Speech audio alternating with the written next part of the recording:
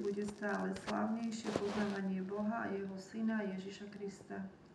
Čím obsiahlejšie bude toto poznanie, tým väčšia bude láska, úcta a šťastie. Čím viac budú ľudia poznávať Boha, tým viac budú obdivovať jeho charakter.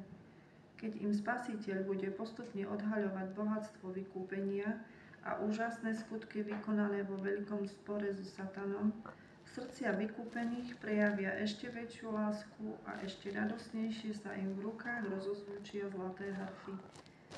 V mohutnom chválospeve sa k nim pripoja 10 000 a tisíce tisícov hlasov nebešťanov. Všetko tvorstvo na nebi, na zemi, pod nebom i na mori a všetko, čo je v nich, som počul volať sediacemu na tróne a baránkovi dobrorečenie, česť, sláva a vláda na veky vekov. Zjavenie 5.13. Veľký spor medzi dobrom a zlom sa skončil. Niet už hriechu ani hriešnikov. Vesmír je čistý. V celom nekonečnom stvorení vládne súlad a šťastie.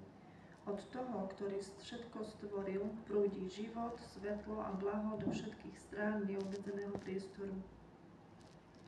Od najmenšieho atómu až po najväčšie vesmírne telesá všetko živé i neživé v neskonalej kráse a v dokonalej radosti hlása, že Boh je láska.